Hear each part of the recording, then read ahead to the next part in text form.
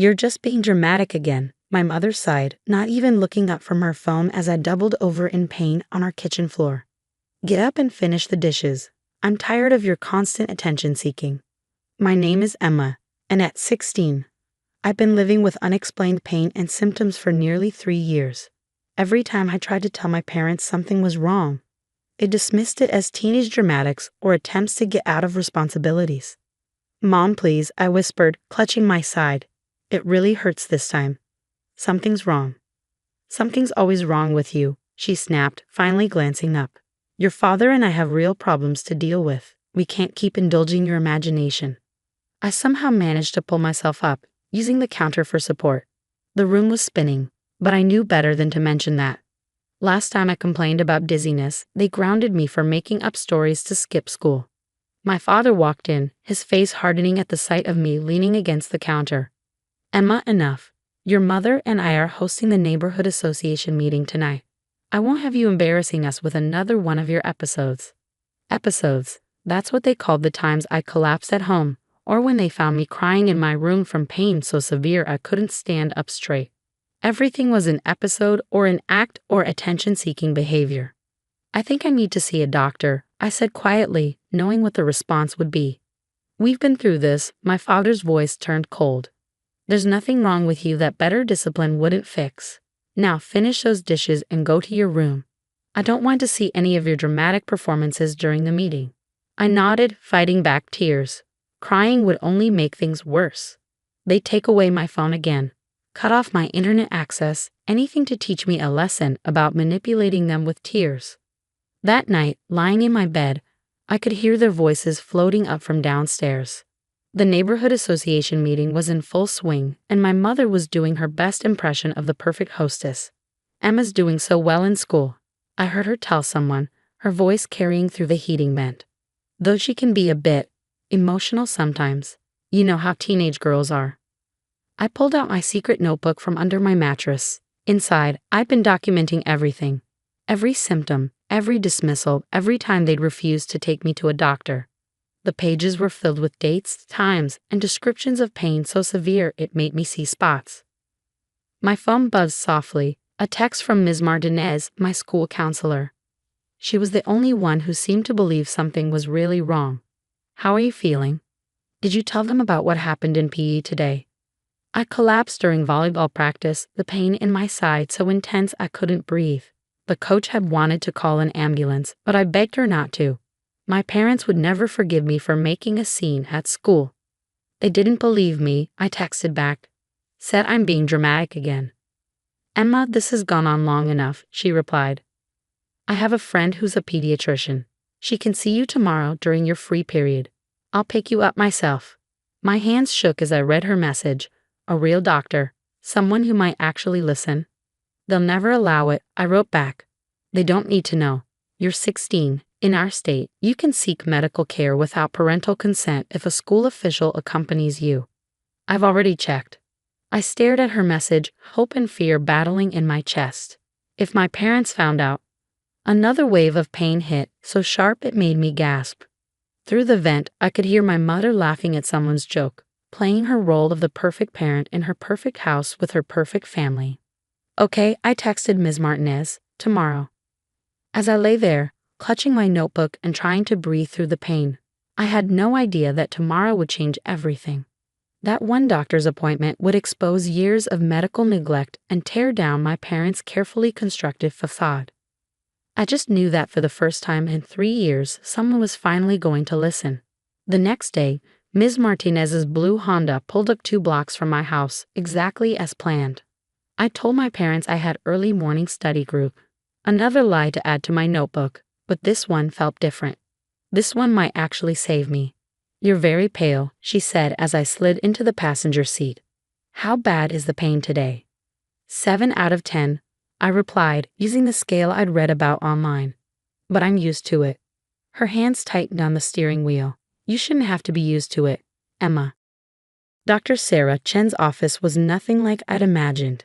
Instead of the cold, clinical environment I'd expected, her private practice was warm and welcoming. Soft music played in the background, and the walls were painted in calming blues and greens. Emma, Dr. Chen said, extending her hand.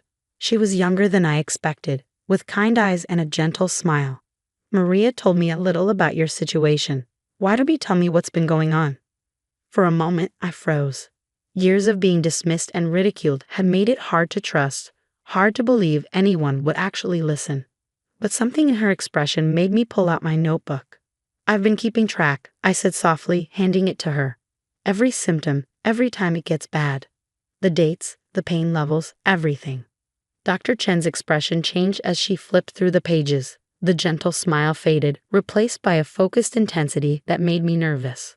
You've been experiencing these symptoms for 3 years, she asked, looking up sharply. I nodded. And no one has examined you? Run any tests? My parents, I swallowed hard. They say I'm making it up. For attention. She set the notebook down carefully, too carefully, like she was controlling her reaction. Emma, I need to examine you. Some of these symptoms are very concerning. The examination was thorough. Dr. Chen listened to my heart, pressed carefully along my abdomen, and asked questions no one had ever bothered to ask before. When she touched my right side, I couldn't hold back a gasp of pain. I'm ordering blood work and an ultrasound, she said, right now. But my parents are not here, she finished firmly, and based on what I'm seeing, that's probably for the best. The next 2 hours passed in a blur of tests, needles, and imaging machines.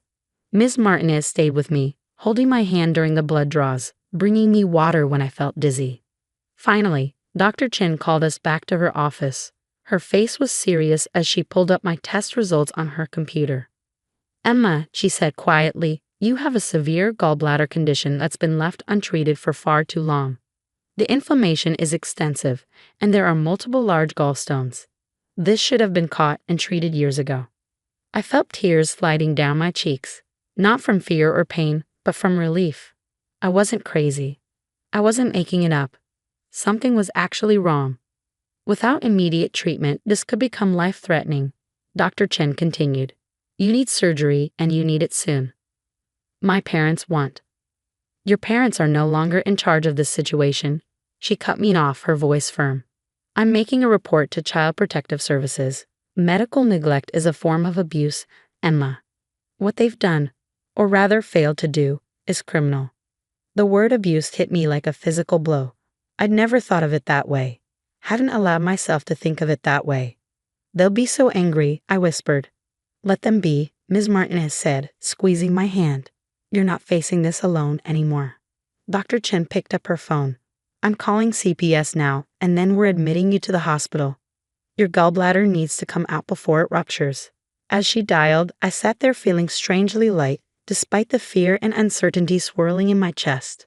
For the first time in years, I didn't have to pretend the pain wasn't real. Didn't have to silence myself to keep the peace. One more thing, Dr. Chen said, covering the phone's mouthpiece. Those detailed notes you kept, they're going to be crucial evidence. You weren't just documenting your symptoms, Emma. You were building a case without even knowing it. I clutched my notebook, thinking of all the nights I'd written in it by flashlight, thinking I was alone. All the times I'd added another entry, another date, another dismissed cry for help. I wasn't alone anymore. And my parents? They were about to learn that some things can't be dismissed with a wave of the hand and accusations of dramatic behavior. The real drama was just beginning. The hospital room door burst open with such force that the nurse jumped. My mother stormed in, my father right behind her, both their faces twisted with a fury I'd never seen before. What is the meaning of this? My mother hissed, waving a paper, probably the CPS notification. How dare you go behind our backs and create this ridiculous situation? Before I could respond, Dr. Chen stepped between them and my hospital bed. Mr. and Mrs. Walker, I'm Dr. Chen. I've admitted Emma for an emergency gallbladder surgery due to severe inflammation and multiple gallstones, a condition that, according to her medical records, has gone untreated for years.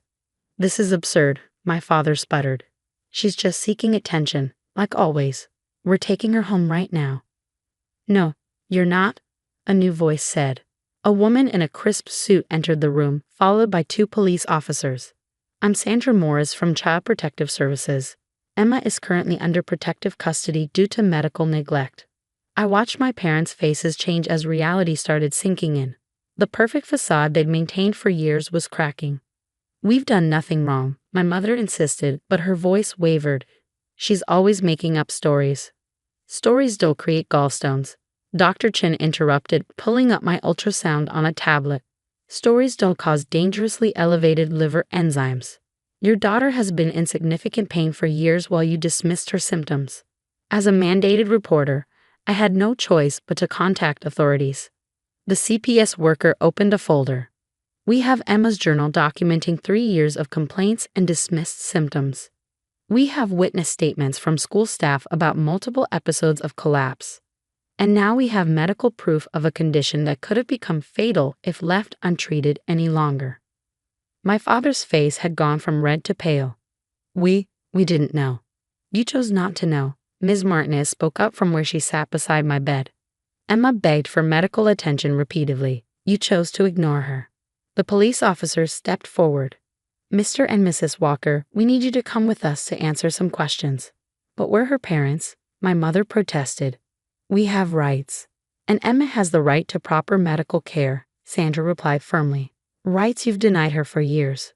Please go with the officers, or they will be forced to escort you out." As they were led away, my mother turned back one last time. "Emma, how could you do this to us? To our family?" For the first time in years, I didn't shrink under her accusation. "How could you ignore my pain for so long?" I asked quietly. What kind of parents do that to their child? After they left, the room fell silent except for the steady beep of my heart monitor. Dr. Chen checked my IV, then sat on the edge of my bed. "The surgery is scheduled for tomorrow morning," she said gently. "You're going to feel so much better afterward. No more constant pain." "What happens after?" I asked, looking at Sandra. "With my parents?" "There will be an investigation," she explained. "Given the evidence, they'll likely face charges for medical neglect. You'll be placed with a temporary guardian. Your Aunt Claire has already agreed to take you in." Aunt Claire, my mother's sister who'd been kept away from our family for years because she asked too many questions. Suddenly, those questions made a lot more sense. "It's going to be a different life, Emma," Ms. Martinez said, smiling. "One where you're heard, where your health matters, where you don't have to hide your pain." I touched my notebook, thinking of all the entries I'd made, all the nights I questioned my own sanity because they'd made me doubt myself so much. "They almost convinced me it was all in my head," I whispered. "But they didn't succeed," Dr. Chin pointed out. "You kept documenting everything. On some level, you knew the truth." Sandra patted my hand. "That's over now. Your parents won't be able to dismiss medical issues anymore, yours or anyone else's. Your documentation might even help other kids in similar situations." As I lay back against the pillows, exhausted but relieved, I thought about the years of gaslighting, of being told I was dramatic, of having my pain dismissed as attention-seeking. Tomorrow, the surgeons would remove my gallbladder, but they'd already removed something else. The weight of silence, the burden of doubting myself, the constant fear of not being believed. My parents had always said family problems should stay private. But some secrets need to be exposed to the light. Some stories need to be told. And sometimes the bravest thing you can do is speak up and let the truth set you free. As I drifted off to sleep, for the first time in years, I felt safe, protected, believed. The pain hadn't gone away yet, but now it had a name, a solution, and most importantly, witnesses who wouldn't let it be ignored anymore. Sometimes healing starts with being heard.